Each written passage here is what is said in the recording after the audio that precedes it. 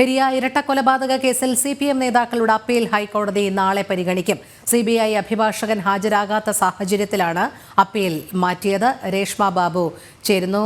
Reshma, ശിക്ഷാവിധിക്കെതിരായ appeal ഹൈക്കോടതിയിൽ നൽകിയിരുന്നു. ഹൈക്കോടതി നാളെയാണ് പരിഗണിക്കുന്നത്. ഇന്ന് CBI അഭിഭാഷകൻ ഹാജരാകാത്ത സാഹചര്യത്തിലാണ് അപ്പീൽ മാറ്റിയത് എന്നും അറിയാൻ കഴിയുന്നുണ്ട്. വിശദാംശങ്ങൾ.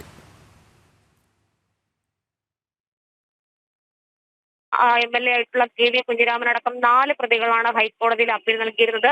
ഇന്ന് പരിഗണിക്കാനിരുന്നതാണെങ്കിലും CBIയുടെ അഭിഭാഷകൻ ഹാജരായിരുന്നില്ല. തുടർന്നാണ് നാളത്തേക്ക് ഈ അപ്പീൽ പരിഗണിക്കാനായിട്ട് ഡിവിഷൻ ബെഞ്ച് മാറ്റിയിട്ടുള്ളത്. പ്രധാനമായിട്ടും ഉന്നയിച്ചിട്ടുള്ള ആവശ്യം എന്ന് പറയുന്നത് ഈ ശിക്ഷാവിധി മരവിപ്പിച്ചുകൊണ്ട് തങ്ങൾക്ക് ജാമ്യം നൽകണമെന്നുള്ള ഒരു ആവശ്യം തന്നെയാണ് പ്രതികൾ ഹൈക്കോടതി നൽകിയിട്ടുള്ള അപ്പീലിൽ ഉന്നയിച്ചിട്ടുള്ളത്. അത് മാത്രമല്ല, ശിക്ഷാവിധി അപ്പാടെ റദ്ദാക്കണം എന്നുള്ള ആവശ്യവും പ്രധാനമായും ഇവർ ഉന്നയിക്കുന്നുണ്ട്. ഇക്കഴിഞ്ഞ 3-ാം തീയതിയാണ് CBI കോടതി ഈ പ്രതികൾക്ക്, ഈ 4 പ്രതികൾക്ക്, അതായത് രാഘവൻ വെളുത്തോളി, അതോടൊപ്പം തന്നെ K മണികണ്ഠൻ ഉൾപ്പെടെയുള്ള 4 പ്രതികൾക്കും, കുഞ്ഞിരാമൻ അടക്കമുള്ള 4 CPM നേതാക്കളായിട്ടുള്ള പ്രതികൾക്കും 5 വർഷം തടവിനായിരുന്നു CBI കോടതി ശിക്ഷ വിധിച്ചത്.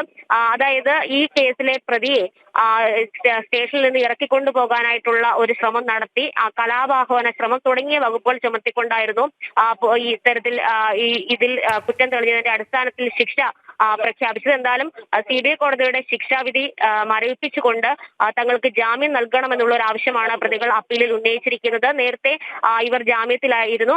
ശിക്ഷാവിധി പുറത്തു വന്ന സാഹചര്യത്തിലായിരുന്നു ജാമ്യം റദ്ദാക്കിയത്. എന്തായാലും കണ്ണൂർ സെൻട്രൽ ജയിലിലാണ് ഈ 4 പ്രതികളും നിലവിലുള്ളത്. ശരി രേഷ്മ, പെരിയ ഇരട്ടക്കൊലപാതക കേസിൽ CPM നേതാക്കളുടെ അപ്പീൽ ഹൈക്കോടതി നാളെ പരിഗണിക്കും. CBI അഭിഭാഷകൻ ഹാജരാകാത്ത സാഹചര്യത്തിലാണ് അപ്പീൽ മാറ്റിയത്. രേഷ്മ ബാബുവാണ് വിവരങ്ങൾ നൽകിയത്.